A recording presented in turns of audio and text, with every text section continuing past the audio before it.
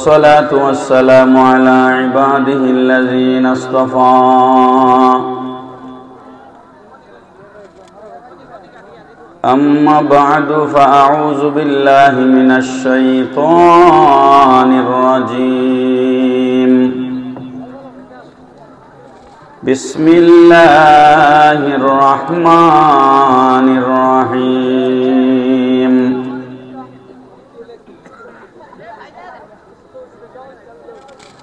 يا أيها الذين آمنوا لا تقدموا بين يدي الله ورسوله واتقوا الله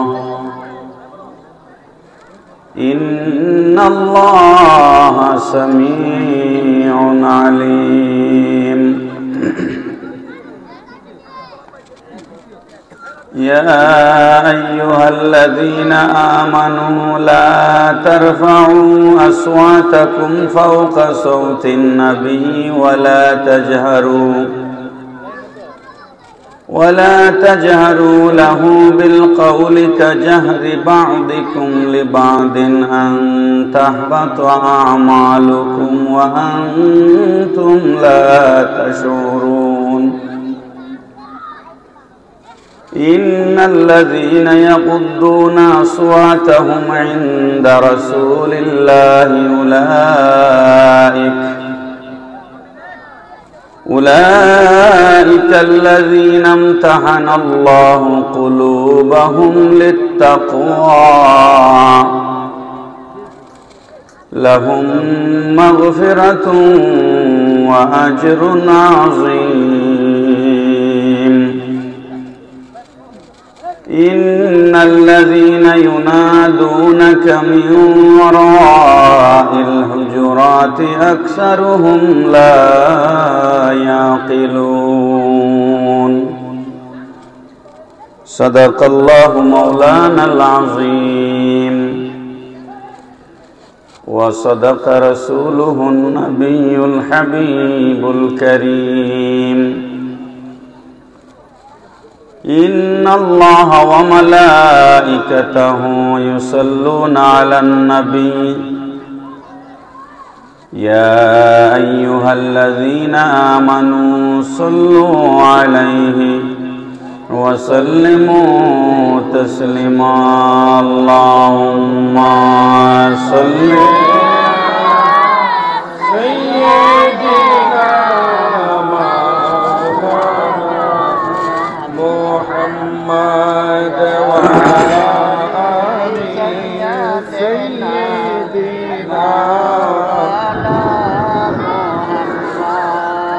একটু মাঝখানের গ্যাপটা পূরণ করে একটু সুন্দর হয়ে বসেন তো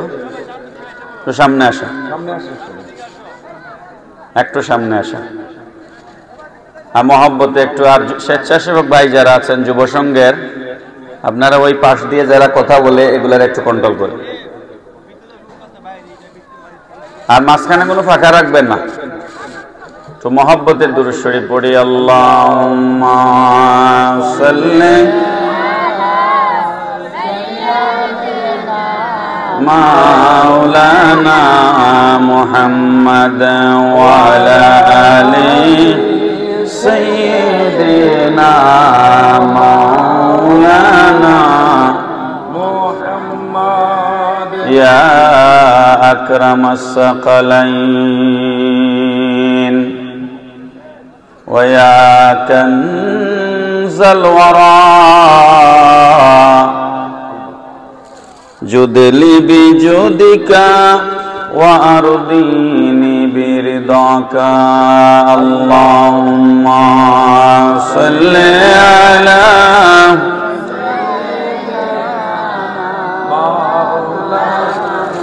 محمد وعلى آل سيدنا مولانا يا مالكي كن شفيعي في فقتي إني فقير في الورى لغناك اللهم صل على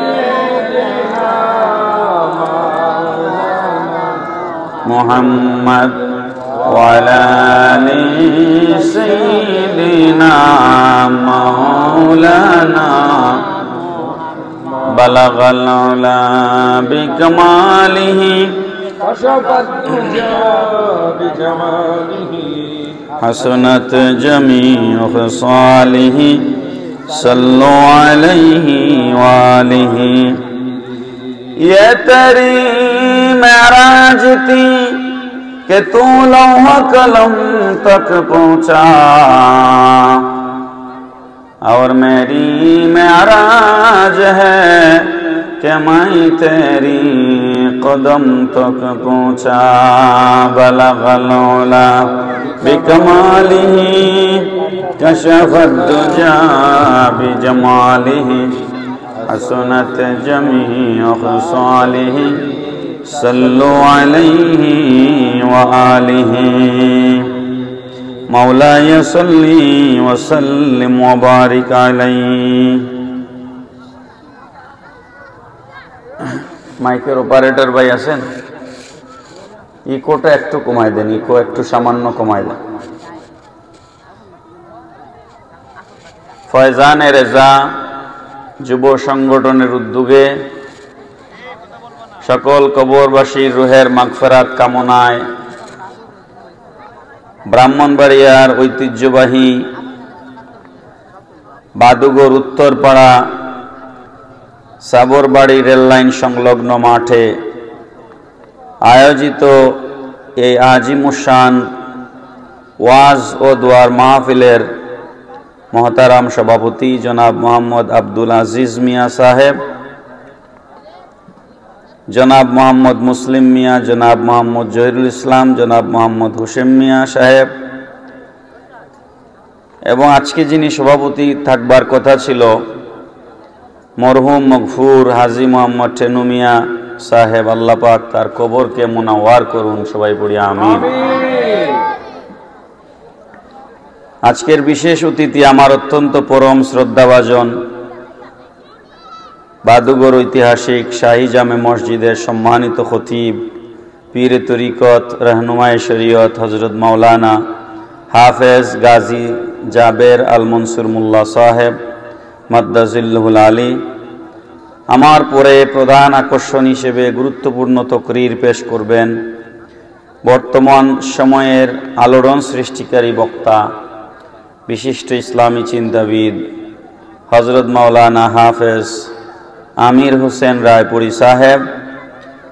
আমার আগে গুরুত্বপূর্ণ তকরির পেশ করেছেন বাদুগর দক্ষিণপাড়া জামে মসজিদের সম্মানিত খতিব, আমার অত্যন্ত স্নেহের হযরত মাওলানা মুফতি আল আমিন মোল্লা সাহেব এবং হযরত মাওলানা মুফতি রবিউল্লাহ নুরি সাহেব সহ আমন্ত্রিত উলামায়ে কেরাম, মঞ্চে আসীন মুরব্বী বাবারা, যুবক ভাইয়েরা, পর্দার ভিতরের মহতারামা মা ও বোনেরা, সকলে মিলে আল্লাহর শুকর গুজার করছি যে মহান পবিত্র রজবুল মুরজ্জব শরীফের বরকতময় এই চাঁদে আজকে এই চমৎকার নুরানি ইমানি একটা মাহফিলে আল্লাহ পাক আমাদেরকে একত্রিত হওয়ার তৌফিক দান করেছেন।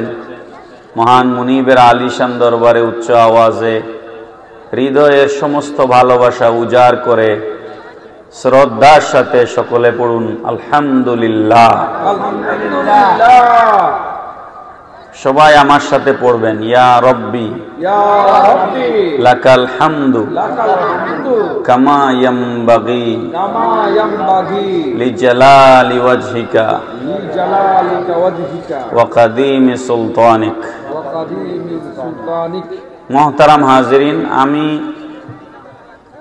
যে এই শারীরিক অবস্থা নিয়ে আজকে আপনাদের মাহফিলে এসেছি এটা বুঝাবার মতো নয়।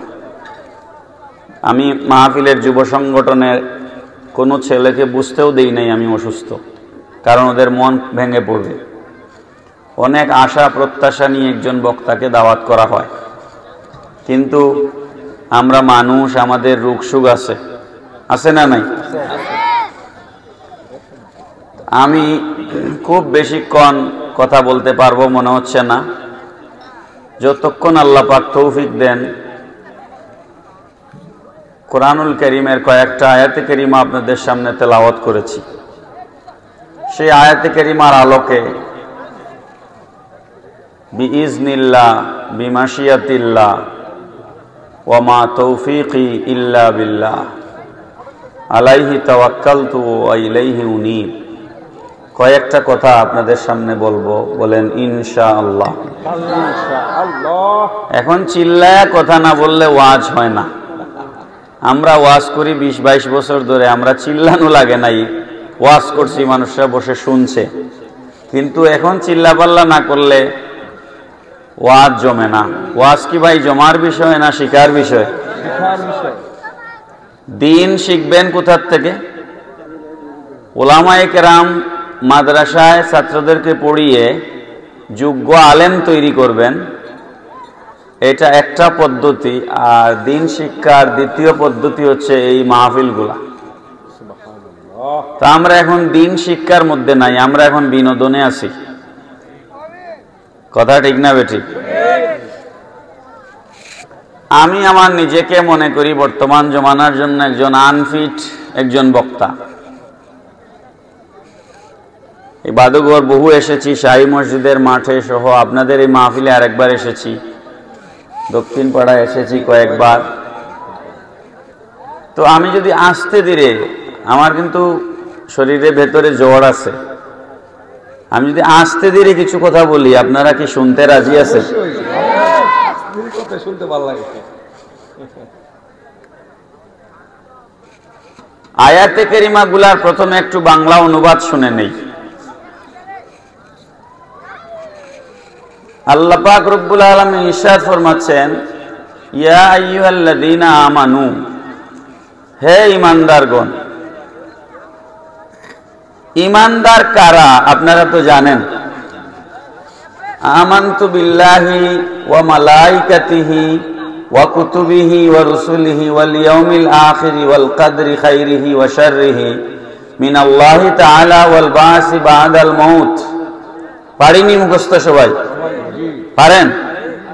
এই 7টা বিষয়ে ঈমান আনার নাম হচ্ছে ঈমান। কি? আমানতু বিল্লাহ, ঈমান আনলাম আল্লাহর উপর, ওয়া মালাইকাতিহি আল্লাহর ফেরেশতাদের উপর, ওয়া কুতুবিহি আল্লাহর কিতাবগুলোর উপর, ওয়া রুসুলিহি আল্লাহর রাসূলগণের উপর, ওয়াল ইয়াউমিল আখিরি আখিরাত মৃত্যুর পরে আরেকটা জীবন আছে সেই জীবনের উপর, ওয়াল কদরি খাইরিহি ওয়া শাররিহি তকদিরের ভালো মন্দ যা ঘটে কার পক্ষ থেকে? আল্লাহর পক্ষ থেকে। মিনাল্লাহি তাআলা। ওয়াল বাসি বাদাল মাউত মৃত্যুর পরে আবার জিন্দা হয়ে উঠতে হবে। এই 7টা বিষয়ে বিশ্বাস স্থাপন করার নাম হচ্ছে ঈমান। এখন আপনারা বলেন আমরা সকলেই এই 7টা বিষয়ের উপর ঈমান এনেছি কিনা? আনছি কিনা? তাহলে আমরা সবাই কি ঈমানদার? আমরা সবাই ঈমানদার। আমাদেরকে ডেকে এবার আল্লাহ পাক বলছেন, ঈমানদারদেরকে ডেকে আল্লাহ পাক বলছেন, লা তুকাদ্দিমু বাইনা ইয়াদাইল্লাহি ওয়া রাসূলিহি, খবরদার তোমরা আল্লাহ এবং আল্লাহর রাসূলের সামনে অগ্রসর হইও না। আল্লাহ এবং আল্লাহর রাসূলের সামনে অগ্রসর হইও না, আল্লাহ এবং আল্লাহর রাসূলের আগে বাড়িও না। ওয়াত্তাকুল্লাহ, এই ব্যাপারে তোমরা আল্লাহকে ভয় করো। ইন্নাল্লাহা সামিউন আলিম, নিশ্চয় আল্লাহ পাক সব কিছু শোনেন এবং সব কিছু জানেন। এটা হচ্ছে প্রথম আয়াতের বাংলা অনুবাদ। আসেন একটু তাফসীরে যাই। আহলে সুন্নাত ওয়াল জামাতের আকীদা হচ্ছে, কওমি বলেন আলিয়া বলেন, সমস্ত আহলে সুন্নাত ওয়াল জামাতের লামাজাবি ছাড়া, লামাজাবিদেরকে বাদ দিলে বাকি সমস্ত উলামায়ে কেরামের আকীদা হচ্ছে আল্লাহ নিরাকার। আল্লাহ কি?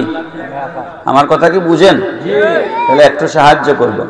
আল্লাহ কি নিরাকার। আল্লাহর হাত আমাদের মতো হাত, আমাদের মতো বডি নাই। লা তুদরিকুহুল আবসার ওয়া হুয়া ইউদরিকুল আবসার ওয়া হুয়াল লাতীফুল খাবীর। কোন দৃষ্টি আল্লাহকে এহসাস করতে পারে না, আন্দাজ করতে পারে না, অনুমান করতে পারে না, আল্লাহকে ধরতে পারে না, ছুঁইতে পারে না, দেখতে পারে না, কিন্তু আল্লাহ পাক সব কিছু দেখেন। বড় করে বলেন না সুবহানাল্লাহ। এই পাশে কি দোকানপাট নাকি? তাইলে পোলাপান তো কোথায় বলতে আসে এই পাশে? এই যে দেখেন না, এখানে গল্প করতেই আসে। পিন ড্রপ সাইলেন্ট না হলে আমার পক্ষে ওয়াজ করা কঠিন হয়ে যায়। একদম নীরব। অসুস্থ শরীর নিয়ে কোথায় সিলেট আর কোথায় বাদুঘর আসছি, একটু 2 মিনিট কথা বলতে দেন। তো আল্লাহ যেহেতু নিরাকার, তো আল্লাহর সামন পিছন উপর নিচ কোনো কিছু আছে? তাহলে আল্লাহ পাক বললেন লা তুকাদ্দিমু বাইনা ইয়াদাইল্লাহি ওয়া রাসূলিহি, তোমরা আল্লাহ এবং আল্লাহর রসুলের আগে বাড়িও না। তাহলে আল্লাহর আগ কোথায় আর পেছন কোথায়? মুফাসসিরিনে কেরামগণ এই আয়াতের ব্যাখ্যায় বলেছেন আল্লাহর যেহেতু আগও নাই, পেছনও নাই, সামনও নাই, পেছনও নাই, সুতরাং এখানে আল্লাহ এবং আল্লাহর রসুলের সামনে অগ্রসর হইও না, এই কথার অর্থ হচ্ছে তোমরা রসুলের সামনে অগ্রসর হইও না। সুবহানাল্লাহ। এই আয়াতের শানে নজুলে লেখা হয়েছে, শানে নজুল আরবিতে বলা হয়, বাংলায় বলা হয় প্রেক্ষাপট, পটভূমি, ইংরেজিতে বলা হয় ব্যাকগ্রাউন্ড। এই আয়াতের ব্যাকগ্রাউন্ড বা প্রেক্ষাপট হচ্ছে একবার সাহাবায়ে কেরাম রাদওয়ানুল্লাহি তাআলা আলাইহিম আজমাইনগণ কুরবানির ঈদের জামাত শেষ করে রসুল পাক সাল্লাল্লাহু আলাইহি সাল্লাম কুরবানি করবার আগেই কিছু সংখ্যক সাহাবীরা তাদের পশু কুরবানি করে ফেলেছেন। নবীজি এখনো কুরবানি করেন নাই। কিছু সংখ্যক সাহাবীরা তাদের পশু কুরবানি করে ফেলেছেন। তখন কোরআন শরীফের এই আয়াত নাজিল হয়েছে যে হে ঈমানদারগণ, তোমরা রসুলের সামনে অগ্রসর হইও না, অর্থাৎ রসুল যতক্ষণ কুরবানি না করছেন ততক্ষণ পর্যন্ত তোমরা কুরবানি করবে না। সুবহানাল্লাহ। তার মানে কি দাঁড়ালো? শরীয়তের একটা আমল সেটাও রসুলের আগে করা যাবে না। পরের আয়াতটা আমার আলোচনার অতি গুরুত্বপূর্ণ আলোচনা। পরের আয়াতে, দ্বিতীয় আয়াতে আল্লাহ পাক বলছেন ইয়া আইয়ুহাল্লাযীনা আমানু, হে ঈমানদারগণ, লা তারফাউ আসওয়াতাকুম ফাওকা সাওতিন নবী, খবরদার তোমরা তোমাদের কণ্ঠের আওয়াজ রসুলের আওয়াজের চাইতে উঁচু করবে না। সুবহানাল্লাহ পড়েন। যারা হজে গিয়েছেন তারা দেখেছেন কিংবা ছবিতেও দেখে থাকবেন, এই আয়াতে কারিমা রসুলের রওজা মুবারকের উপরে লেখা আছে, যে আয়াতটা আমি আপনাদের সামনে পড়তেছি, লা তারফাউ আসওয়াতাকুম ফাওকা সাওতিন নবী, রসুলের কণ্ঠের আওয়াজের চাইতে তোমরা বড় আওয়াজে কথা বলবে না। ওয়ালা তাজহারু লাহু বিল কাওলি কাজারি বা'দিকুম লিবা'দ, তোমরা একে অপরের সাথে যেভাবে কথা বলো সেইভাবে রসুলের দরবারে কথা বলবে না। যদি বলো আন তাহবাতু আমালুকুম ওয়া আনতুম লা তাশউরুন, তোমাদের আমল, জিন্দেগীর সমস্ত আমল বরবাদ হয়ে যাবে, তোমরা টেরও পাবে না। খুব গভীর মনোযোগ দেন। আমি তো পলিটিক্সের ছাত্র, প্রায় জায়গায় আমি এই কথাটা বলে থাকি। আমি তো ইউনিভার্সিটিতে রাষ্ট্রবিজ্ঞান পড়েছি আর পড়াইও রাষ্ট্রবিজ্ঞান। পৃথিবীর সব দেশে সরকার পরিচালনার জন্য, রাষ্ট্র পরিচালনার জন্য পার্লামেন্ট আছে, সংসদ বাংলায় বলা হয়। আমাদের দেশের পার্লামেন্ট পরিচালনার জন্য কিছু নিয়ম কানুন আছে।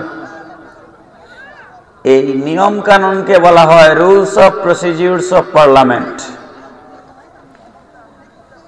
সংসদের একজন নেতা থাকেন, যিনি প্রধানমন্ত্রী, তিনি সংসদ নেতা। যিনি বিরোধী দলীয় নেতা বা নেত্রী, তিনি থাকেন সংসদের বিরোধী দলীয় নেতা। আর থাকেন একজন স্পিকার। সেই স্পিকার হচ্ছে কে বক্তব্য দিবেন, কে দিবেন না, কে কয় মিনিট কথা বলবেন, এগুলা মাইকের চাবি থাকে উনার হাতে। ঠিক বলছি নি? স্পিকার। আর সরকারি দল, বিরোধী দল, উভয় দলেরই হুইপ থাকেন। হুইপের কাজ হচ্ছে নিজের দলের ভিতরে শৃঙ্খলা রক্ষা করা, নিজের দলের ভিতরে শৃঙ্খলা রক্ষা করা। পার্লামেন্টে কোন এমপি, কোন মন্ত্রী, কোন চেয়ারে, কোন সারিতে বসবেন, এগুলা কিন্তু নির্ধারিত আইন আছে। প্রধানমন্ত্রীকে পিছনের সারিতে দিয়ে বিরোধী দলের নেতা প্রথম সারিতে বসতে পারবেন না, আইন আছে। এই আইনগুলা আমরা মানুষরা তৈরি করেছি, কথা ঠিক কিনা? আপনারা দেখবেন কিছু কিছু পিসাবদের বাড়িতে গেলে পিন ড্রপ সাইলেন্ট, নীরবতা। আমার শ্বশুর বাড়ি রংপুর বরকতিয়া খানকা শরীফ। আমি ওখানে লেখা দেখলাম, বাক্য উচ্চ করে হেতা হইও না বরবাদ, ভক্তি বয়ে এসো ইহা অলির প্রাসাদ। এই কথাটা এখানে লেখা, বাক্য উঁচু করে হেতা হইও না বরবাদ, ভক্তি বয়ে আসো ইহা অলির প্রাসাদ। অনেক জায়গায় এই যে বারবার, আপনারা মনে কিছু নেবেন না, যে বারবার বাচ্চাদেরকে কথা বলতে না করতেছি, এটা আমাদের ওয়াজে ডিস্টার্ব হয়। আমি গত মাসে কুমিল্লার কংসনগর একটা মাহফিলে গেলাম। কংসনগর, হ্যাঁ, এই তো কুমিল্লা ব্রাউনবাড়িয়া রোডে কংসনগর মাহফিল করলাম। আমার জীবনের, আমার মনে হলো একটা সেরা মাহফিল। মানুষরা কথা বলে আস্তে আস্তে, জুড়ে আসলে কথাও বলে না, এবং মাহফিলে বসলো মনে হলো আমি ইউনিভার্সিটিতে ক্লাস নিচ্ছি, নড়েও না কেউ। মানে এক একটা এলাকার এক একটা তর্জ, আদব, লেহাজ, তমিজ আছে, বুঝছেন? তো এইগুলো আমরা নিজেরা তৈরি করি। বিভিন্ন দরবারের নিয়ম কানুন, কায়দা, আদব, এগুলো আছে। আমাদের মৌলভীবাজারের কুলাউড়ায় একজন পিসা আছে, হাজার হাজার মানুষকে উনি তাবারক বিতরণ করেন, একটা সাউন্ড কেউ করে না। মানে হুজুর যদি দেন তাইলে আমি খাবো, হুজুর না দিলে আমি খাবো না, হুজুর তাবারুক দিলেও ভালো, না দিলেও ভালো।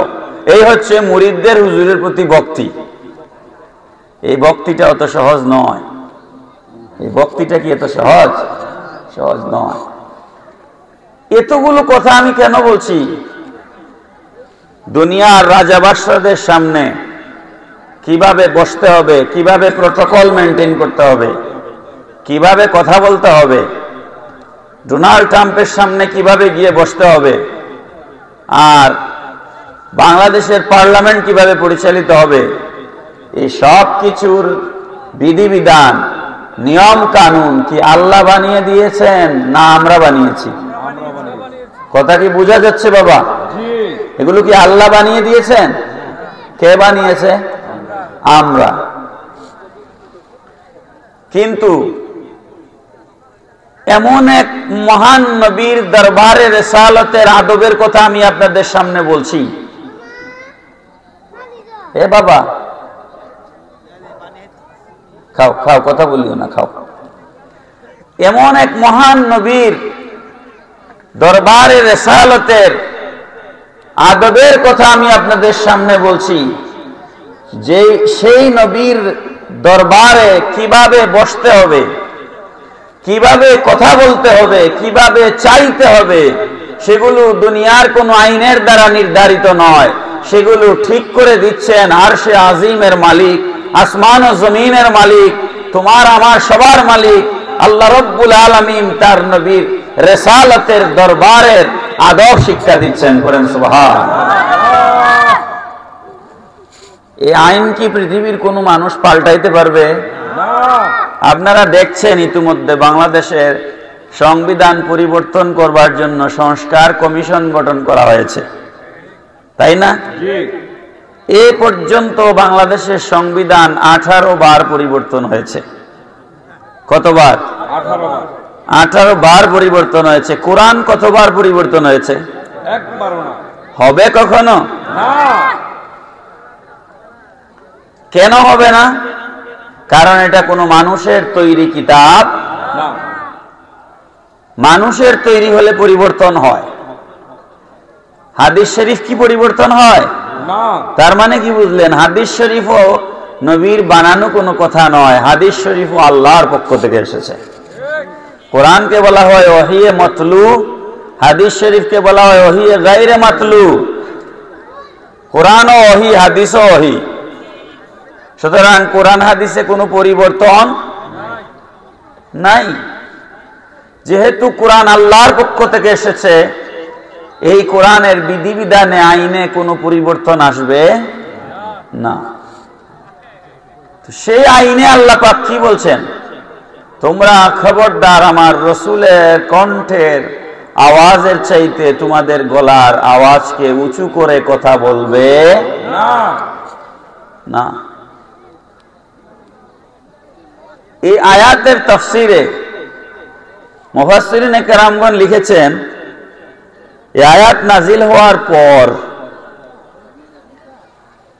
মুরব্বী সাহাবী যারা ছিলেন, মুরব্বী সাহাবী, বুঝ কি মুরব্বীদের বেশি হয় না কম বয়স্কদের বেশি হয়? মুরব্বীদের বুঝ বেশি হয়। মুরব্বীদের বুঝ বেশি হওয়ার একটা বড় কারণ হচ্ছে অভিজ্ঞতা। আমি ইউনিভার্সিটির প্রফেসর, পিএইচডি করেছি, ডক্টরেট ডিগ্রি, কিন্তু গ্রামের একটা বিচার আমি করতে পারি না, কিন্তু সেটা আমার বাবা পারেন। কি কথা ঠিক না বেঠিক? বাবা কেন পারেন? বাবা তো ডক্টর না, পিএইচডিও না, আল্লামাও না, কারণ বাবার অভিজ্ঞতা। বাবার কি অভিজ্ঞতা? মুরব্বী সাহাবী যারা ছিলেন, তারা বিশেষ করে আবু বকর সিদ্দিক রাদিয়াল্লাহু তাআলা আনহু, ফারুক আজম, উসমান গনি, মাওলা আলী শেরে খুদা, সিনিয়র সাহাবী যারা ছিলেন, মুখের ভিতরে পাথর ঢুকিয়ে তারা রসুলের দরবারে আসছেন। মুখের ভিতরে পাথর। এখন নবীজি কিছু জিজ্ঞেস করলে তারা কথা বলতে পারেন না, কারণ মুখের ভিতরে তো পাথর। নবীজি বলেন, তোমরা কথা বলছো না কেন? সিদ্দিক আকবর রাদিয়াল্লাহু তাআলা আনহু বলেন, ইয়া রাসূলুল্লাহ সাল্লাল্লাহু আলাইহি ওয়াসাল্লাম, কোরআনুল কারীমের এই আয়াত যখন নাজিল হয়েছে, তোমরা রাসূলের কণ্ঠের আওয়াজের চাইতে তোমাদের আওয়াজকে বড় করবে না। এই আয়াত নাজিল হওয়ার পর আমার অন্তরে এমন ভয় সৃষ্টি হয়েছে, না জানি আমার অজান্তে আপনার আওয়াজের চাইতে আমার আওয়াজ বড় হয়ে যায় আর আমার জিন্দগির সমস্ত আমল বরবাদ হয়ে যায়। এই জন্য এই ভয়ে আমি মুখে পাথর দিয়েছি, আপনার সামনে আমি আর কোনো কথা বলবো না। আল্লাহ নবী বললেন, আবু বকর, এটা তো তাকওয়া। সুবহানাল্লাহ। এটা পরহেজগারি। এটা কি পরহেজগারি? এটা তাকওয়া। পরের আয়াতটা গভীরভাবে লক্ষ্য করেন, পরের আয়াত খুব গভীরভাবে লক্ষ্য করেন। আল্লাহ পাক পরের আয়াতে কি বলছে? ইন্নাল্লাযীনা ইয়াগুদ্দুনা আসওয়াতাহুম ইনদা রাসূলিল্লাহি উলাইকাল্লাযীনা ইমতাহানাল্লাহু কুলুবাহুম লিত্তাকওয়া। বলেন আল্লাহু আকবার। লাহুম মাগফিরাতুন ওয়া আজরুন আযীম। আল্লাহ পাক রব্বুল আলামিন বলেন, নিশ্চয় যারা রাসূলের দরবারে এসে নিজের গলার আওয়াজকে নিচু করে দিয়েছে, ইন্নাল্লাযীনা ইয়াগুদ্দুনা আসওয়াতাহুম মানে হচ্ছে আওয়াজকে নিচু করে দেওয়া। দরবারে রিসালাতের আদব রক্ষার জন্য নবীজির সামনে এসে যারা নিজের কণ্ঠকে নিচু করে দিয়েছে, আল্লাহ পাক বলেন, উলাইকাল্লাযীনা ইমতাহানাল্লাহু কুলুবাহুম লিত্তাকওয়া, তাদের কলবকে, তাদের অন্তরকে তাকওয়ার জন্য, পরহেজগারির জন্য আল্লাহ রব্বুল আলামিন পরীক্ষা করে নিয়েছে। খুব গভীর মনোযোগ। পরীক্ষা কে করেছেন? একটু বড় করে বলেন, কে?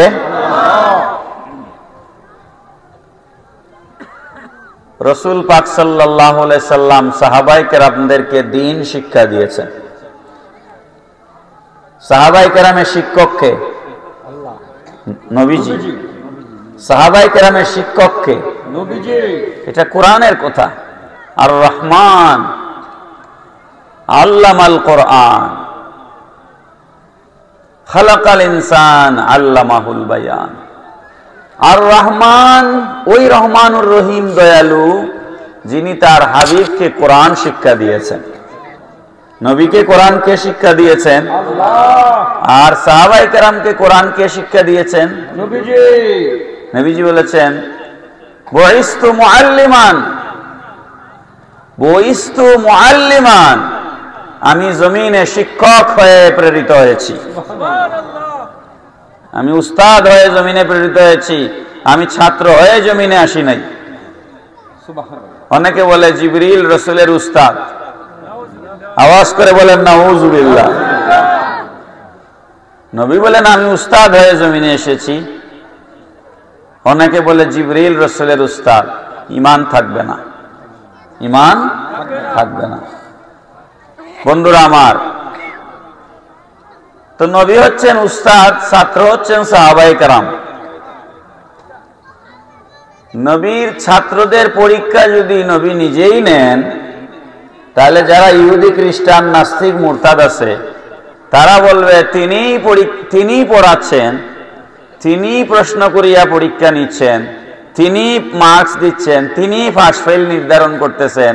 তাইলে জিনিসটা তো এথিক্যাল হইল না, নৈতিকভাবে এটা গ্রহণযোগ্য হলো না। এই যে আমাদের ছেলেরা ইন্টারমিডিয়েট পরীক্ষা দেয়, মেট্রিক পরীক্ষা দেয়, এগুলার খাতা কি তাদের স্কুলের মাস্টাররা দেখে? না না। প্রশ্ন কি স্কুলের স্যাররা করে নাকি বোর্ড থেকে আসে? বোর্ড থেকে প্রশ্ন আসে। তারপরে হচ্ছে পরীক্ষার খাতা অন্যান্য স্কুলে পাঠিয়ে দেওয়া হয়, অন্যান্য কলেজে পাঠিয়ে দেওয়া হয়। নিজের স্কুলের খাতা নিজের স্কুলের মাস্টাররা দেখার সুযোগ নাই। এটা কেন করা হয়? ওই রেজাল্টের গ্রহণযোগ্যতা তৈরি করার জন্য। নিজের স্কুলের খাতা নিজের মাস্টারদেরকে না দেখায়া অন্য স্কুলের মাস্টারদেরকে দিয়ে খাতা দেখাইলে কি হয়? গ্রহণযোগ্যতা কমে না বাড়ে? বাড়ে।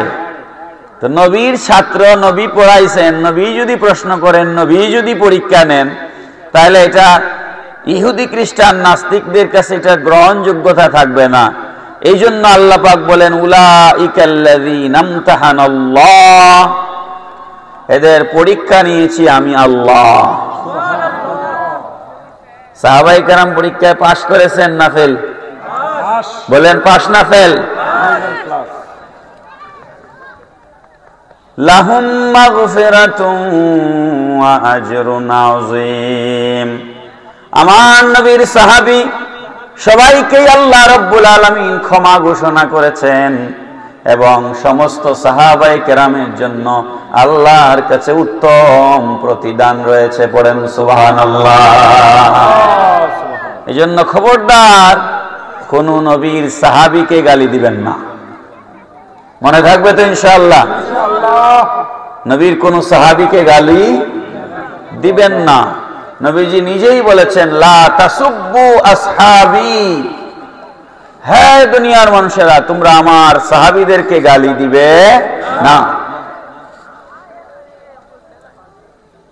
হযরত উমর ইবনে আব্দুল আজিজ নাম শুনেছেন?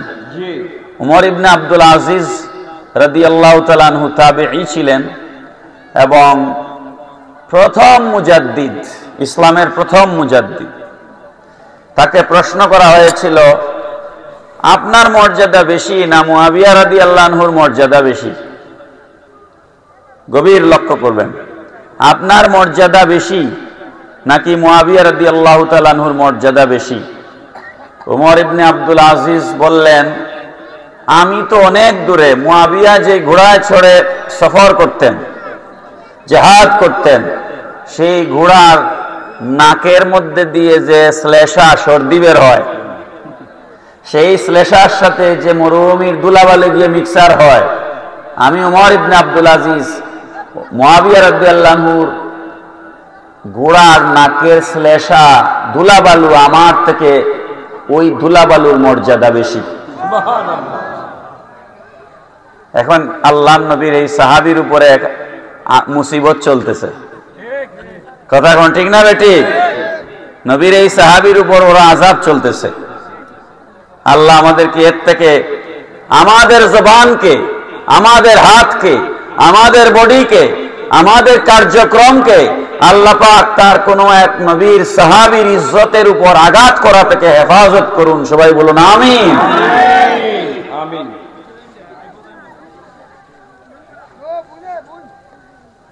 কথা কি বোঝা যাচ্ছে?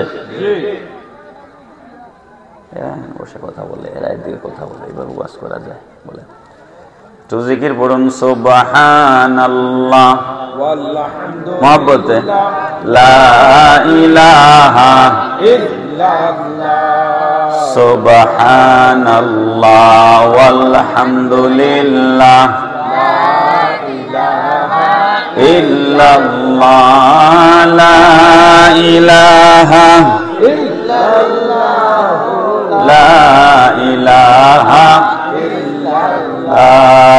হাসবি রব্বি জাল্লাল্লাহ, মা ফি কলবি গায়রুল্লাহ, নূর মুহাম্মদ সাল্লাল্লাহ, লা ইলাহা ইল্লাল্লাহ, হাসবি রব্বি জাল্লাল্লাহ, মা ফি কলবি গায়রুল্লাহ, নূর মুহাম্মদ সাল্লাল্লাহ, লা ইলাহা ইল্লাল্লাহ, মুহাম্মাদুর রাসূলুল্লাহ সাল্লাল্লাহু আলাইহি ওয়াসাল্লাম। আমার বন্ধুরা, আল্লাহ পাক রব্বুল আলামিন বললেন, ইন্নাল্লাযীনা ইয়াগুদ্দুনা আসওয়াতাহুম ইনদা রাসূলিল্লাহি উলাইকাল্লাযীনা ইমতাহানাল্লাহু কুলুবাহুম লিত্তাকওয়া। নিশ্চয় নিশ্চয় আমার নবীর যে সমস্ত সাহাবায়ে কেরাম নবীর দরবারে রিসালতে এসে কণ্ঠের আওয়াজকে উঁচু করেন নাই, নবীর দরবারে বেয়াদবি হয়ে যাবে এই ভয়ে যারা মুখের ভিতরে পাথর ঢুকিয়ে নিয়েছে, আমি ওই সমস্ত সাহাবীদের অন্তরের তাকওয়া আমি আল্লাহ পরীক্ষা করে নিয়েছি। এরা ফার্স্ট ডিভিশনে পাস। লাহুম মাগফিরাতুন ওয়া আজরুন আযীম, তাদের জন্য রয়েছে ক্ষমা। পড়েন সুবহানাল্লাহ। আল্লাহ যদি কাউকে ক্ষমা করে দেন তার মর্যাদা কম না বেশি? লাহুম মাগফিরাতুন ওয়া আজরুন আযীম, আর তাদের জন্য আল্লাহর কাছে রয়েছে মহা প্রতিদান, মহা পুরস্কার, মহা প্রতিদান। ফেরা হাজিরিন, এরপরের আয়াতটা আরো গুরুত্বপূর্ণ। কিছু কাফেররা দুপুরবেলা আল্লাহর রাসূল সাল্লাল্লাহু আলাইহি সাল্লাম দুপুরে খাবার গ্রহণ করবার পর কায়লুলা করতেন। কি কায়লুলা? হাদিস শরীফের ভাষায় কায়লুলা মানে হচ্ছে একটু গোড়াগড়ি করা, ঘুম না। আমরা তো দুপুরে ঘুমাইয়া আসরের নামাজ কাজা। হ্যাঁ, নবীজি ওটা করতেন না। কি করতেন? একটু আরাম করতেন, একটু কায়লুলা করতেন দুপুরে। ওই কায়লুলা করছেন আল্লাহর রাসূল সাল্লাল্লাহু আলাইহি সাল্লাম। দুপুরে খাওয়ার পরে শরীরটা একটু ছেড়ে দেয় সব মানুষেরই, তাই না? ফেসবুকে তো অনেক তামসার জিনিস পাওয়া যায়, ভালো জিনিস, খারাপ জিনিস, অনেক কিছু ফেসবুকে পাওয়া যায়। দেখলাম একজন ফেসবুকে লিখছে, তার কথাটা আমার পছন্দ হয়েছে, যে দুপুরের ভাত কি ঘুমের ঔষধ দিয়ে বানানো হয় নাকি? দুপুরের ভাত কি ঘুমের ঔষধ দিয়ে বানানো হয় নাকি? দুপুরে খাওয়ার পরে একটা ঘুমের আসে না? আসে। তো নবীজি একটু কায়লুলা করছেন। কাফেররা এসে আল্লাহর রাসূলকে পেছনের দরজা দিয়ে ডাকাডাকি শুরু করেছে। পেছনের দরজা দিয়ে ডাকাডাকি শুরু করেছে।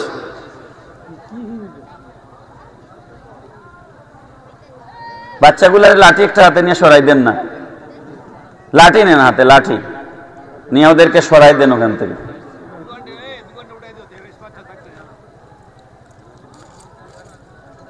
মাহফিল উপলক্ষে দোকান দিলে 1 কিলোমিটার দূরে দিবেন, কমপক্ষে 1 কিলোমিটার দূরে, যাতে দোকানের কোনো আওয়াজ মাহফিলে। আচ্ছা, এতক্ষণ ধরে যা কথা বললাম, একটাও কি কোরআনের বাইরে এখনো গেছি? এখনো তো হাদিস শরীফেই যেতে পারি নাই, এখনো কোরআন শরীফেই আছি। তো কোরআনের কথাগুলো আদব নিয়ে শুনতে হবে না?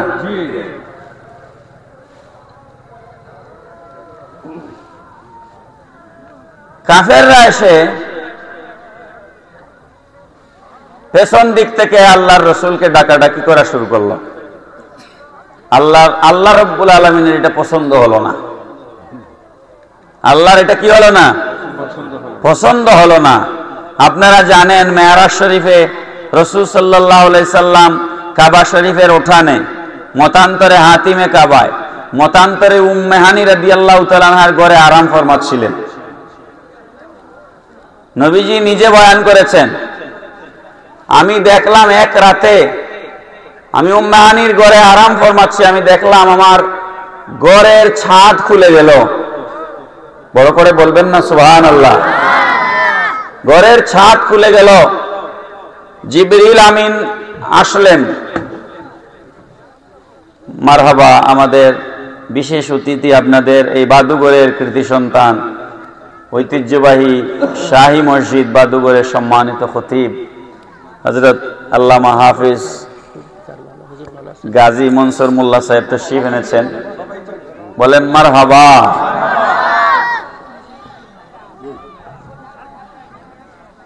তো জিবরাইল আলাইহিস সালাম এসে নবী উঠেন, নবী উঠেন, নবী উঠেন এরকম করেছিলেন? জিবরাইল আলাইহিস সালাম এসে নবীজির পা মোবারকের তালুতে জিহ্বা লাগিয়ে চুমা খেয়েছেন। এটা আদব। এটা কি আদব? পেছন দিক থেকে, দরজার ঘরের পেছন দিক থেকে কাউকে ডাকা আদব না বেয়াদবি? আল্লাহ পাক রব্বুল আলামিন বলেন, ইন্নাল্লাযীনা ইউনাদুনাকা মিন ওয়ারাইল হুজুরাতি আকসারুহুম লা ইয়াকিলুন। সুবহানাল্লাহ। নিশ্চয় যারা পেছনের দরজা থেকে আমার হাবিবকে ডাকাডাকি করেছে, পেছনের দরজা থেকে চিল্লাচিল্লি করেছে, আকসারুহুম লা ইয়াকিলুন, এরা বেশিরভাগ হচ্ছে নির্বুধ। এরা কি নির্বুধ? এরা আমার রাসূলের মর্যাদা বুঝে না। এবার আসুন আল্লাহ পাক রব্বুল আলামিন কি বলছেন। লা তাজআলু দুআর রাসূল বাইনাকুম কাদুআই বা'দিকুম বা'দা। আল্লাহ পাক বলেন, ও দুনিয়ার মানুষেরা, একে অপরকে তোমরা যেভাবে ডাকাডাকি করো সেইভাবে তোমরা আমার রসুলকে ডাকবে না। যেমন আমাদের সমাজে, আমাদের মাঝে কয়েক ধরনের সম্পর্ক আছে। কিছু সম্পর্ক আছে পদ, পদবি, পজিশনের সম্পর্ক। যেমন আপনি ডিসি স্যারের রুমে গেলেন, আপনি কি গিয়ে নাম ধরে বলবেন না স্যার বলবেন? এটা তার পজিশনের সম্পর্ক। কিসের সম্পর্ক? তার পদমর্যাদা, তার পদমর্যাদা, তার র্যাঙ্কিং এর সম্পর্ক। আবার মসজিদের হুজুরকে গিয়ে কি কোনোদিন আমরা নাম ধরে ডাকি? ছোট হইলেও নাম ধরে ডাকি না, বলি ও ইমাম সাহেব হুজুর, খতিব সাহেব হুজুর, মুয়াজ্জিন সাহেব হুজুর, এইভাবে বলি না? এটা হচ্ছে তার পজিশনের সাথে সম্পর্ক, তার পদমর্যাদার সাথে সম্পর্ক। এইভাবে আমরা ডাকাডাকি করি, এটা একটা বিষয়। কিছু আছে আমাদের আত্মীয়তার সম্পর্ক, আত্মীয়তার সম্পর্ক, যেমন চাচা, খালু, দাদা, বাবা, মা, ভাই, বোন, ভাইগনা, ভাগ্নি, এগুলো হচ্ছে আমাদের আত্মীয়তার সম্পর্ক। এর বাইরেও আরো কিছু জিনিস আছে, আত্মীয়তার সম্পর্ক না, পজিশনের সম্পর্ক না। রাস্তায় দেখা হয়েছে তিনি আমার বয়সে বড়, আমরা বলি মুরব্বি সাহেব বা এমনি অমনি, আমরা একটা ডাকি মানুষকে সম্মান করার জন্য। এই পজিশনের সম্পর্ক, আত্মীয়তার সম্পর্ক, বড় ছোটের সম্পর্ক, এই কোন সম্পর্ক দিয়ে আল্লাহর রসুলকে ডাকা যাবে? আল্লাহর রসুলের লক্ষ লক্ষ হাদিস আছে, বের করেন। নবীজির প্রধান 4 খলিফার মধ্যে 2 জন ছিলেন আল্লাহর রসুলের শ্বশুর, আর 2 জন ছিলেন নবীজির মেয়ের জামাই। সিদ্দিক আকবর রাদিয়াল্লাহু তাআলা আনহু নবীজির শ্বশুর। নবীজি আম্মা জান আয়েশা সিদ্দিকা রাদিয়াল্লাহু তাআলা আনহাকে বিয়ে করেছেন। এই হিসাবে আবু বকর সিদ্দিক নবীজির শ্বশুর। হযরতে হাফসা বিনতে ওমর রাদিয়াল্লাহু তাআলা আনহা, হযরতে হাফসা ওমর রাদিয়াল্লাহু তাআলা আনহুর মেয়ে, রাসূল তাকে বিয়ে করেছেন। এই হিসেবে ওমর আল ফারুক রাদিয়াল্লাহু আনহু নবীজির শ্বশুর।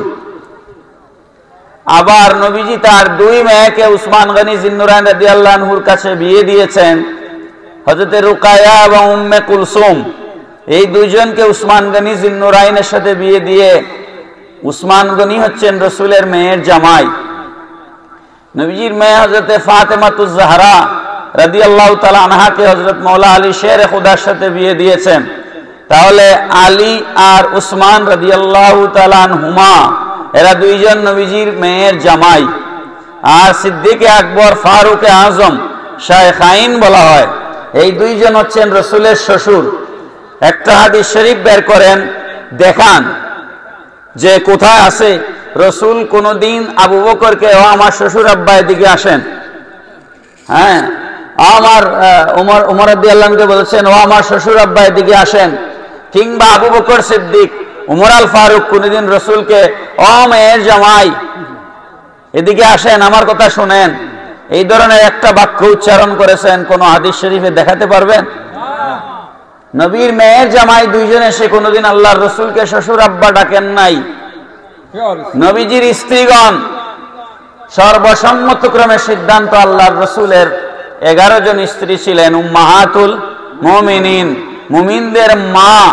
আন-নাবিয়্যু আওলা বিল মুমিনিনা মিন আনফুসিহিম ওয়া আজওয়াজুহুম উম্মাহাতুহুম, নবীর বিবিগণ উম্মতের মা।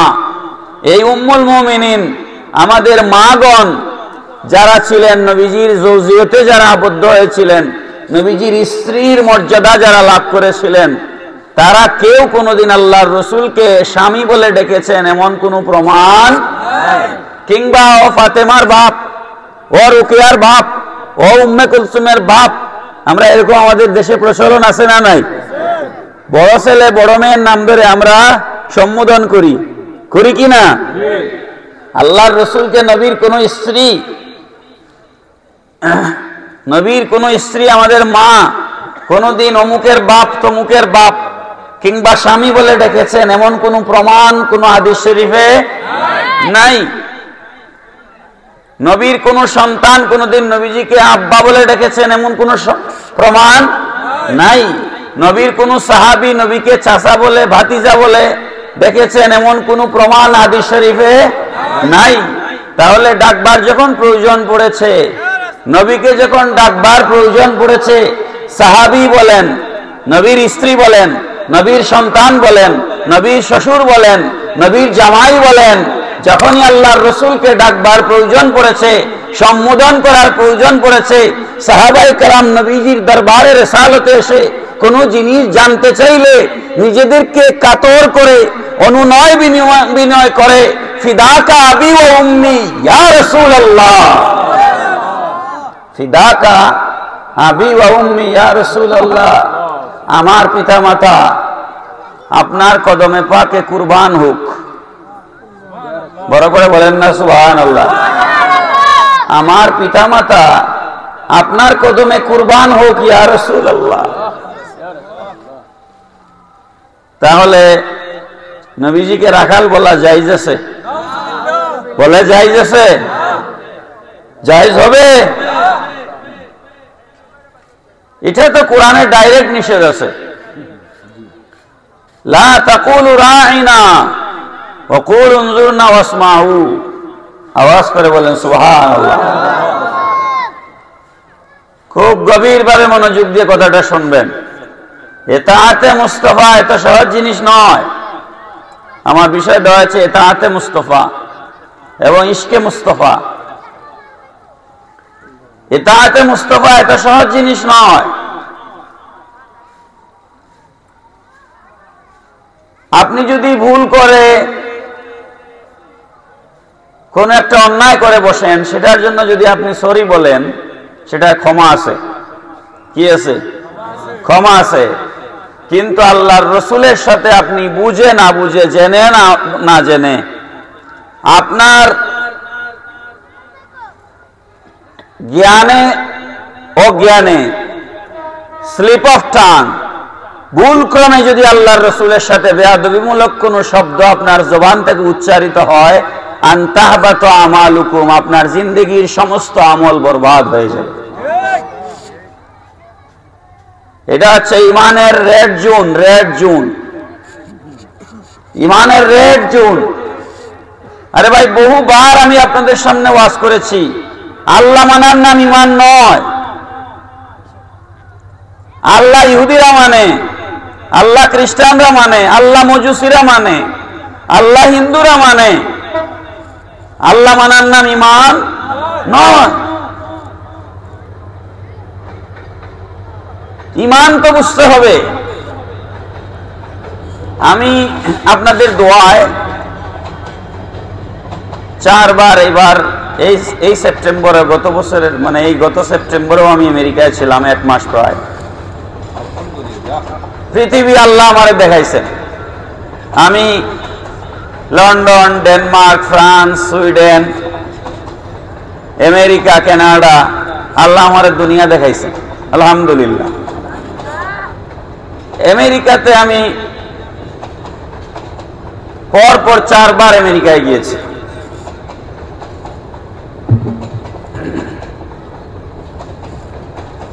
আমেরিকার মুদ্রা যেটা দিয়ে আমরা পণ্য বিনিময় করি, আমাদের বাংলাদেশেরটার নাম হচ্ছে টাকা। বাংলাদেশেরটার নাম কি? টাকা। আমেরিকারটার নাম কি? ডলার। আমেরিকাটার নাম কি? ডলার।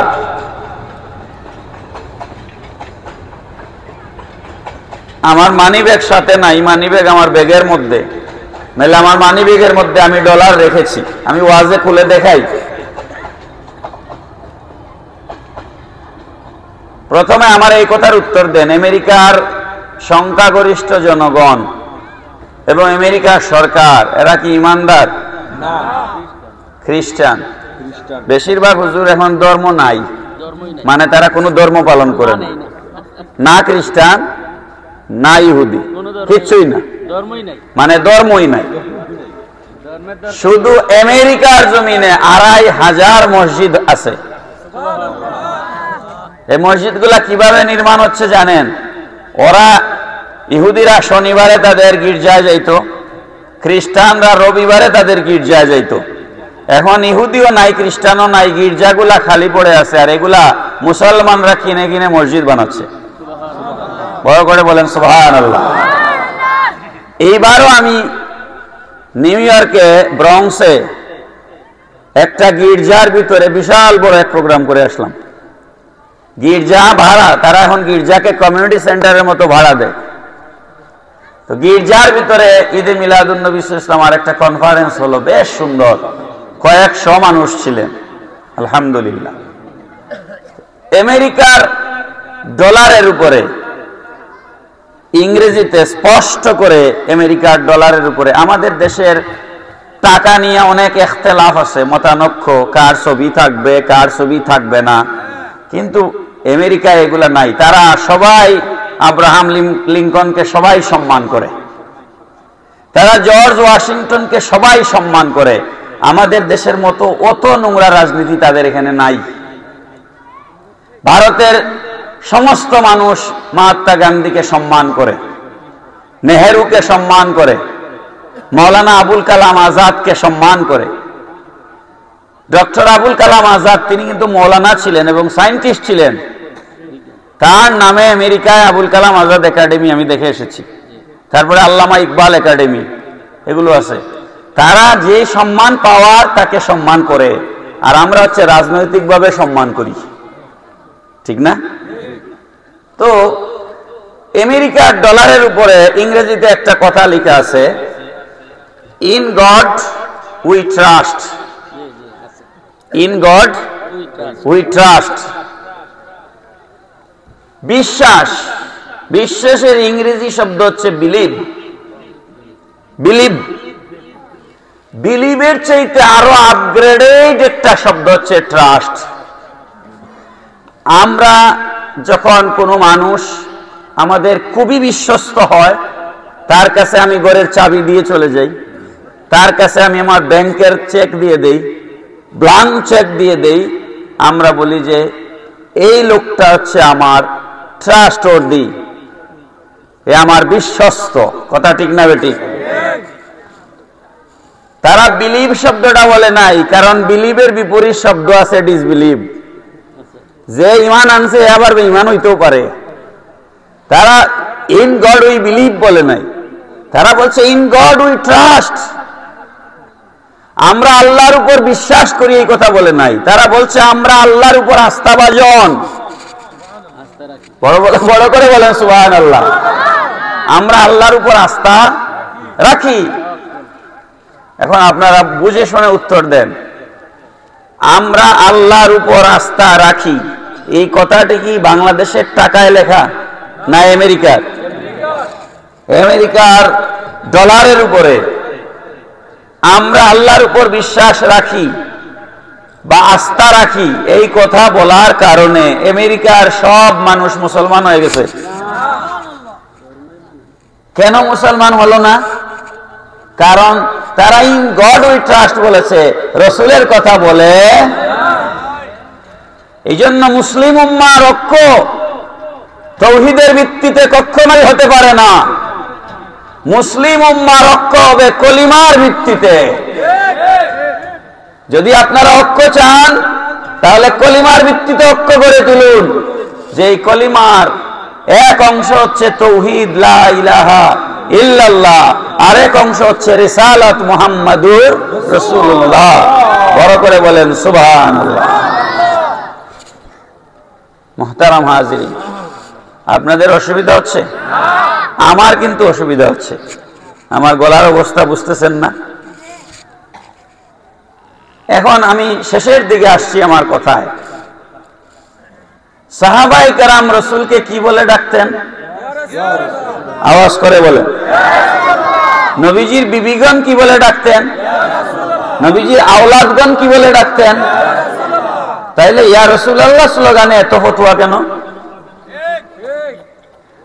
যে সমস্ত মাদ্রাসার প্রিন্সিপাল, মুহাদ্দিস, শাইখুল হাদিস মাদ্রাসার ক্লাসে ছাত্রদেরকে বুখারী শরীফ পড়ান, মুসলিম শরীফ পড়ান, সিয়াসিত্তার কিতাব পড়ান, তারা কালা রাসূলুল্লাহ সাল্লাল্লাহু আলাইহি ওয়াসাল্লাম পড়েননি না পড়েন না?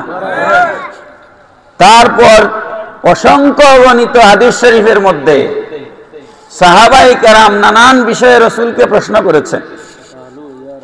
প্রশ্ন করেছেন কিনা? তো প্রশ্ন যখন করেছেন, সাহাবায়ে কেরাম কি বলে রাসূলের কাছে জানতে চেয়েছেন? হ্যাঁ, মাতা সাআ ইয়া রাসূলুল্লাহ। তো সাহাবায়ে কেরাম যে ইয়া রাসূলুল্লাহ বলেছেন, হাদিস শরীফ পড়বার সময় এই অংশ বাদ দিয়া নি পড়া হয়? বলে তাহলে হাদিস শরীফ পড়বার সময় ইয়া রাসূলুল্লাহ উচ্চারণ করা লাগে না? তো ইয়া রাসূলুল্লাহ যদি হাদিস শরীফের ইবারত পড়বার সময় পড়া যায়, তাহলে বাইরে পড়তে কি কোনো অসুবিধা আছে? এই জন্য নবীর কবি বলেন তো কে? হযরত হাসান বিন সাবিত রাদিয়াল্লাহু তাআলা আনহু নবীর কবি। তিনি কি লিখেছেন শুনেন। তিনি লিখেছেন, আগাররা আলাইহি লিন-নবুওয়াতি খাতিমি মিনাল্লাহি নূরুন ইয়ালুহু ওয়া ইয়াশহাদ ওয়া দাম্মাল ইলাহু ইসমান নবী ইলা ইসমিহি ইযা ক্বালা ফিল খামসিল মুআজ্জিনি আশহাদু ওয়া শাক্কা লাহু মিন ইসমিহি লিয়াজলা ফাজুল আরশি মাহমুদুন ওয়া হাযা মুহাম্মাদুন। আওয়াজ করে বলেন সুবহানাল্লাহ। এর অর্থ কি? এর অর্থ হচ্ছে আল্লাহ তাআলা মোহরে নবুয়তকে, নবীজির নবুয়তের মোহরকে আল্লাহ তাআলা নূর বানিয়ে তার নবীজির স্কন্ধ মোবারকের মাঝখানে চমকিত করেছেন, যা এই মোহরে নবুয়ত তার রিসালতের সাক্ষী দেয়। আর আল্লাহ পাক রব্বুল আলামিন ওয়া দাম্মাল ইলাহু ইসমান নবী ইলা ইসমিহি, আল্লাহ পাক তার নিজের নামকে তার নবীর নাম মোবারকের সাথে মিলিয়ে দিয়েছেন। ইযা ক্বালা ফিল খামসিল মুআজ্জিনি আশহাদু, যখন দিনে 5 বার মুয়াজ্জিন আশহাদু বলে আল্লাহ এবং রাসূলের নামের উচ্চারণ করে। আশহাদু আল্লা ইলাহা ইল্লাল্লাহ বলার পরে কি বলতে হয়? ওয়া শাক্কা লাহু মিন ইসমিহি লিয়াজলা ফাজুল আরশি মাহমুদুন ওয়া হাযা মুহাম্মাদুন। আর আল্লাহ পাক নবী করিম সাল্লাল্লাহু আলাইহি ওয়াসাল্লামের নাম মোবারককে নিজের নাম থেকে বের করেছেন। এই জন্য আরশের মালিক হচ্ছেন মাহমুদ, আর এই নবী হচ্ছেন মুহাম্মদ। বলেন সাল্লাল্লাহু আলাইহি ওয়াসাল্লাম। ইমাম সরসরি রাহমাতুল্লাহ আলাইহি লিখেছেন, লা ইউসাহাল আযানু ফিল ফারদি ইল্লা বিইসমিহিল আযবি ফিল ফামির রিদা আলাম তারানা লা ইউসাহা আযানানা ওয়ালা ফারাদনা ইল্লাম নুকাররিরহু ফীহিমা। ইমাম সরসরি রাহমাতুল্লাহ আলাইহি বলছেন, ও দুনিয়ার মানুষেরা, তোমরা কি দেখো না? আলাম তারানা, তোমরা কি দেখো না যেই নবীর নাম মোবারক আজানের ভিতরে উচ্চারণ না করলে আজান শুদ্ধ হয় না। যে নবীর নাম মোবারক আজানে না নিলে আজান হয়? সেই নবীকে ইয়া রাসূলুল্লাহ বলতে কোনো অসুবিধা আছে? তাহলে একটু মহব্বতে বলেন তো, ইয়া রাসূলুল্লাহ। আরো আওয়াজ করে, ইয়া রাসূলুল্লাহ। আর একটু বুলন্দি, ইয়া রাসূলুল্লাহ। প্যার হাজিরিন,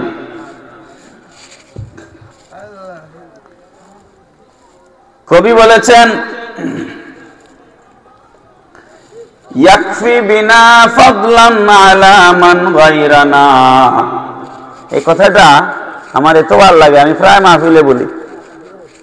আমার অন্তরে হার্ট টাচিং কথা, এটা হার্ট টাচ করে।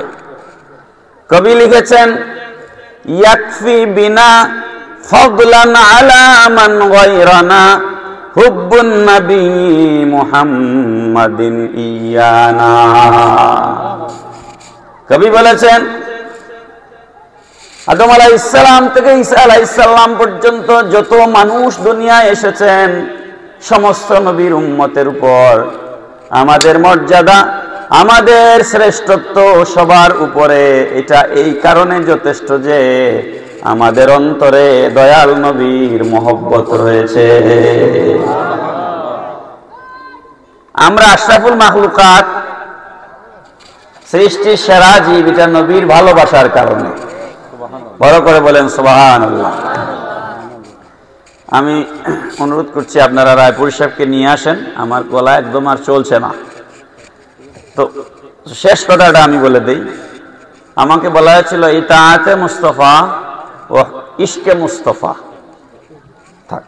তো নবীর দরবারের আদব কি একটু আমার দিকে তাকান। নবীর দরবারের আদব হচ্ছে পৃথিবীতে মানুষের জন্য ব্যবহার করা হয়। আই রিপিট এগেইন, পৃথিবীতে মানুষের জন্য ব্যবহার করা হয় এমন কোন শব্দ আল্লাহর রাসূলের শানে ব্যবহার করা উম্মতের জন্য জায়েজ। এই জন্য আমরা সুন্নি জামাতের মানুষরা রাসূলকে নেতা বলি না। হ্যাঁ, শেখ হাসিনাও নেতা, খালেদা জিয়াও নেতা, জিয়াউর রহমানও নেতা, এরশাদও নেতা, বঙ্গবন্ধুও নেতা, রাসূলও নেতা। জিনিসটা কি মানানসই হইল? এই জন্য আমরা রাসূলকে নেতা বলি না। রাসূলের শানে যখন কথা বলবেন তখন আমাদের প্রিয় নবী সাল্লাল্লাহু আলাইহি সাল্লাম, আকা সাল্লাল্লাহু আলাইহি সাল্লাম, হুজুরে পাক সাল্লাল্লাহু আলাইহি সাল্লাম বলেছেন এইভাবে করে ওয়াজ করবেন। কথা ঠিক না বেঠিক? বিশ্ব নবী এই শব্দটা শাব্দিকভাবে নবীর জন্য জায়েজ আছে, কিন্তু না বলা উত্তম। না বলা কি উত্তম? মনে রাখবেন তো, কথায় কথায় বিশ্ব নবী বলবেন না। আমার রাসূল এই বিশ্বের নবী নন। আল্লাহ পাক বলেছেন ওমা আরসালনাকা ইল্লা রাহমাতাল লিল আলামিন। আল্লাহ নিজের শানে বলেছেন আলহামদুলিল্লাহি রাব্বিল আলামিন। আল্লাহ পাক বলেন আমি আসমানের রব, আমার রাসূল আসমানের রহমত। আমি জমিনের রব, আমার রাসূল জমিনের রহমত। আমি আরশের রব, আমার রাসূল আরশের রহমত। আমি সমুদ্রের জন্য রব, আমার রাসূল সমুদ্রের জন্য রহমত। আমি জিন ও ইনসানের রব, আমার নবী জিন ও ইনসানের জন্য রহমত। আমি আল্লাহর রবুবিয়তের সীমানা যত দূর, আমার নবীর রহমতের সীমানাও তত দূর।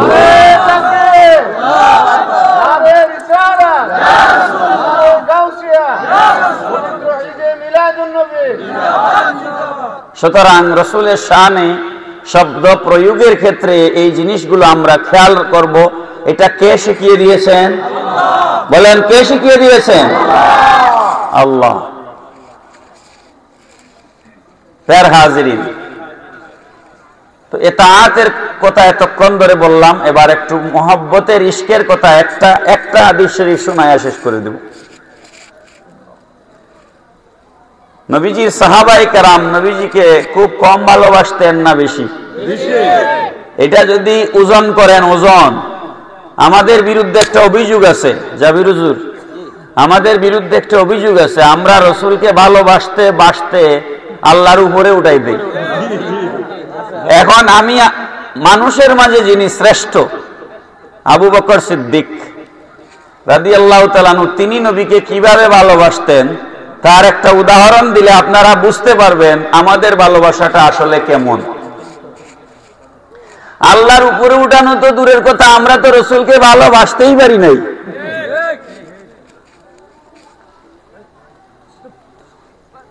একবার আল্লাহর হাবিব সাল্লাল্লাহু আলাইহি ওয়াসাল্লাম সাহাবায়ে কেরামের সামনে বয়ান দিচ্ছেন। বয়ানের মধ্যে নবীজি বললেন,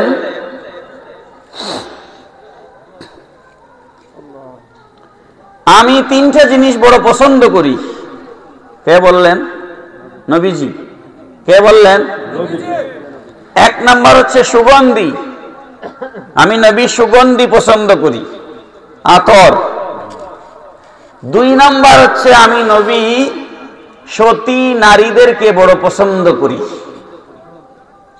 আমি আজকে সিলেটে ইসলামিক ফাউন্ডেশনে আমার একটা বক্তব্য ছিল, সেখানেও আমি এই হাদিস শরীফটা বলেছি।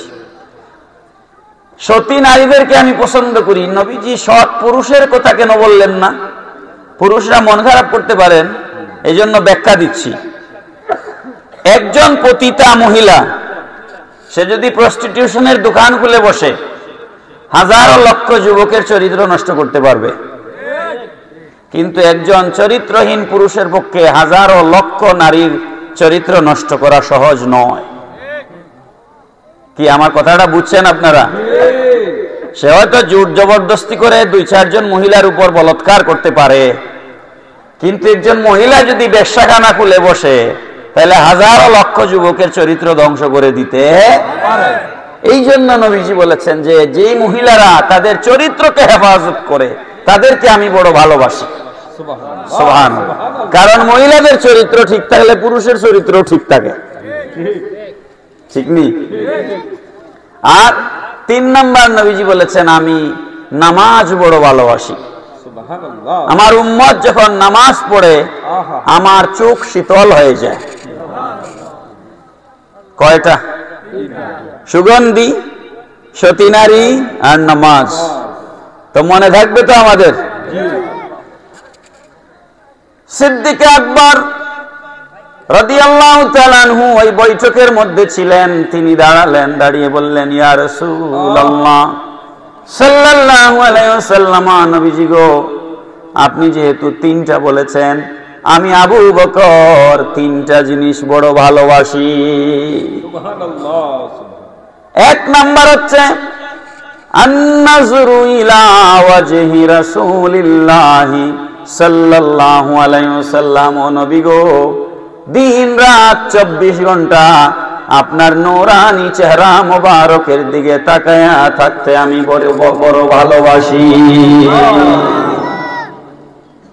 তাহলে কি বোঝা গেল? আবু বকর সিদ্দিক রাদিয়াল্লাহু আনহুর ঈমান হচ্ছে নবীজির চেহারা মোবারকের দিকে তাকায়া থাকা ইবাদত। কি কথা ঠিক না ঠিক? কিন্তু আমি এক বক্তব্য শুনেছি, সেটার খণ্ডনও করেছি। আমি আমার জুমায় বয়ানেও বলেছি, বাইরেও বয়ানে বলেছি। এক বক্তা বলেছেন মুহাম্মদ নামের মধ্যে কোনো বরকত নাই, এদের লাখ লাখ ফলোয়ার আছে। কারণ জাহান্নামে যাওয়ার পথ পরিষ্কার করা লাগবে না?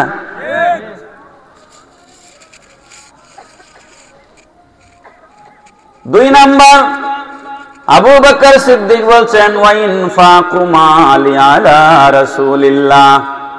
ও নবী আমার, আল্লাহ পাক রব্বুল আলামিন আমাকে যা সম্পদ দান করেছেন, আমার যাবতীয় সম্পদ আপনার কদমে কুরবান করে দিতে আমি ভালোবাসি। অনেকে মনে করেন আবু বকর সিদ্দিক গরীব ছিলেন। এই কথাটা আপনারা জানেন না, সঠিক কথা। আবু বকর সিদ্দিক ওনার সব সম্পদ নবীজিকে দিয়ে দিয়েছিলেন। আজ যে জায়গায় আমার রসুলের রওজা আকদাস মুবারক, আর যে মসজিদে নববী শরীফ, যেখানে এক জামাতে সৌদি সরকারের হিসাব অনুযায়ী প্রায় 18 লক্ষ মুসলমান নামাজ পড়তে পারে, উঠান সহ, সেই মসজিদে নববী শরীফের পুরা জায়গা আবু বকর সিদ্দিক পয়সা দিয়ে কিনে আল্লাহর নবীকে দান করেছেন। কিন্তু আজকাল মুসলমান মাদ্রাসার জন্য 1 শতক জায়গা দিতে চায় না। আছে না নাই? আর 3 নাম্বার আবু বকর সিদ্দিক বলছেন ওয়া আইয়াকুনা ইবনাতি তাহতা কাদামি রাসূলিল্লাহি সাল্লাল্লাহু আলাইহি ওয়াসাল্লাম। ও প্যারা নবী আমার একটা মেয়ে আছে, নাম হচ্ছে আয়েশা। যদিও বয়স কম, এখনো বিয়ের ঠিকঠাক মতো বয়স হয় নাই, কিন্তু আমি বড় ভালোবাসি যদি আপনি আমার মেয়েকে বিয়ে করেন। বড় করে বলেন না সুবহানাল্লাহ। কারণ সিদ্দিক আকবর রাদিয়াল্লাহু আনহুর আকীদা ছিল, আমার যতই আমল থাকুক, নবীজির সাথে যদি আমার পারিবারিক সম্পর্ক তৈরি হয়ে যায়, এটা কিয়ামতের ময়দানে আমার জন্য নাজাতের উসিলা হয়ে যাবে। তাহলে আবু বকর সিদ্দিক রাদিয়াল্লাহু আনহুর পছন্দের জিনিস কয়টা? এক নাম্বার, নবীজির চেহারা মোবারকের দিকে তাকিয়ে থাকা। দুই নাম্বার, ওনার সমস্ত সম্পদ নবীজির কদমে কুরবান করে দেওয়া। আর তিন নাম্বার, নিজের মেয়েকে নবীজির সাথে শাদী মুবারক। হাদিস শরীফটা শুনেন। আন সালিম বিন আব্দুল্লাহ নবীহি قال كان سبب موت أبي بكر موت رسول الله صلى الله عليه وسلم ما زال جسمه يجري حتى مات। হযরত সালিম বিন আব্দুল্লাহ রাদিয়াল্লাহু তাআলা আনহু ওনার পিতার থেকে হাদিস বর্ণনা করছেন, নবীজি দুনিয়া থেকে ওফাত শরীফের পর আবু বকর সিদ্দিক রাদিয়াল্লাহু তাআলা আনহু নবীর বিরহে এত বেশি কষ্ট পেলেন, খানা পিনা ছেড়ে দিয়া, অতঃপর অতি দ্রুত আবু বকর সিদ্দিকের ইন্তেকাল হয়ে গেল। সুবহানাল্লাহ। আমাদের আজকের প্রধান আকর্ষণ বিশিষ্ট ইসলামী চিন্তাবিদ হযরত মাওলানা হাফিজ আমির হোসেন রায়পুরী সাহেব, আমার খুব প্রিয় মানুষ, তাশরীফ এনেছেন। সবাই বলেন মারহাবা মারহাবা। আমি অসুস্থ শরীর নিয়েও 1.5 ঘন্টা কথা বললাম। ভালো আছে, বসেন। শেষ হয়ে আম্মা জান আয়েশা সিদ্দিকা রাদিয়াল্লাহু তাআলা আনহা বলছেন, এশার নামাজের পর আমার পিতা আবু বকর সিদ্দিক রাদিয়াল্লাহু তাআলা আনহু যখন ঘরে আসতেন, বিছানার মধ্যে ডানে বামে ছটফট করতেন। চট্টগ্রামের জমিনে ইমাম আহলে সুন্নাত শেরে বাংলা আল্লামা আজিজুল হক আল কাদরি রাহমাতুল্লাহ আলাইহির মাজার শরীফ আসেনি? শেরে বাংলা। ওনার মাজার শরীফের উপরে একটা কথা উর্দুতে লেখা আছে, মাই তো বিমারে মুস্তফা হো, মাই তো বিমারে মুস্তফা হো, আমার মুস্তফার বিয়ারামে ধরেছে। বড় করে বলেন না সুবহানাল্লাহ। মাই তো বিমারে নবী হো।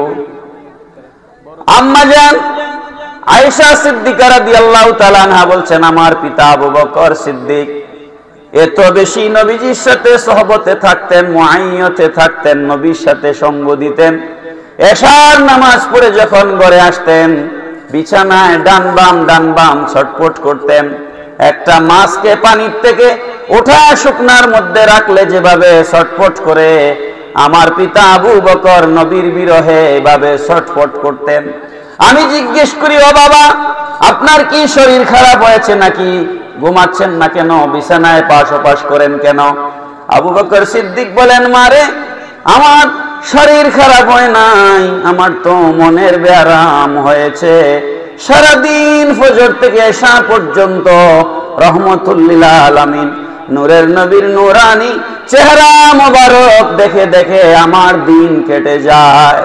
কিন্তু আমি যখন এশার নামাজ পড়ে নবীর কাছ থেকে বিদায় নিয়ে বাড়ি ফিরে আসি, ফজর পর্যন্ত আমার রাত কাটে না, নবীর বিরহে আমার সময় অতিবাহিত হয় না।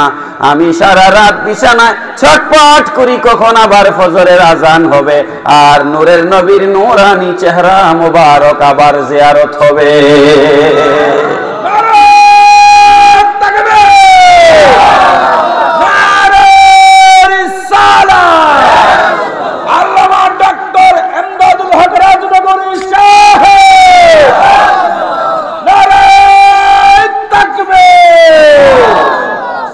যাই হোক, নবীর ইতাআত এবং নবীর মুহাব্বত এই দুইটায় কোনো কম্প্রোমাইজ চলবে না। বলেন চলবে? আর কথা বলার সময় অত্যন্ত সাবধানে। আচ্ছা ভাই শোনেন তো, বহু মানুষ আছে না সমাজে, আমি এরকম চিনি যে তার ছেলে বাপ ভালো, একটা মিনিট নিচ্ছি, বাপ ভালো, বাবা কি ভালো, আল্লাহওয়ালা নামাজি, কিন্তু ছেলে বখাটে ছেলেদের সাথে বন্ধুত্ব করিয়া নেশাকুর হয়ে গেছে।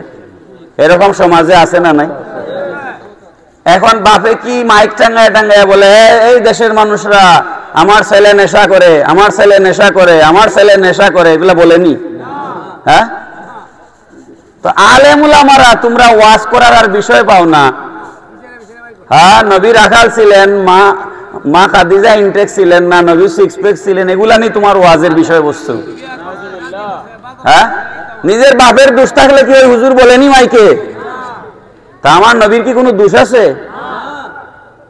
সমস্ত নবীগণ নিষ্পাপ, বেগুনা, মাসুম, এরপরও তুমি বিশ্রায়া বিশ্রায়া বাইর করো। ওয়াজ পাও না খুঁজিয়া, এত কোরআনের আয়াত, এত হাদিস থাকতে ওয়াজ খুঁজে পাও না। সংশোধন হও, নাইলে দুনিয়াও বরবাদ, আখিরাতও বরবাদ। আল্লাহ পাক বুঝবার তৌফিক দিন, সবাই বলুন আমিন।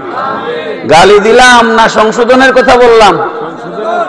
আমাদেরকেও আল্লাহ পাক, আমাদের মাঝে যত ত্রুটি বিচ্ছুতি আছে, সুন্নিদের মাঝেও কিছু বন্ডামি টন্ডামি আছে। ওই যে মহিষরে নিয়ে নাচানাচি করে, গরু নিয়ে নাচানাচি করে, করেনি?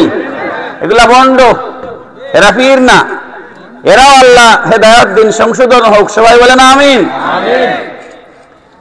এই ফয়জানে রেজা যুব সংগঠনের ভাইদেরকে আমাকে স্মরণ করার জন্য আমি শুরুতেই বলছি, বর্তমান জমানার জন্য আমরা আনফিট বক্তা, এখন ভাইরালের যুগ চলতেছে, এরপরও আমাকে স্মরণ করলেন। আপনাদের প্রতি কৃতজ্ঞতা জানিয়ে আমার জন্য দোয়া করবেন, দেশ জাতির জন্য দোয়া। শেষ দোয়া হবে, আমি আর মাঝখানে দোয়া করলাম না। ভুল ত্রুটি কথাবার্তায় শক্ত কোনো কথা চলে আসলে ক্ষমা করবেন। ওমা আলাইনা ইল্লাল বালাগ। আসসালামু আলাইকুম ওয়া রাহমাতুল্লাহি ওয়া বারাকাতুহু।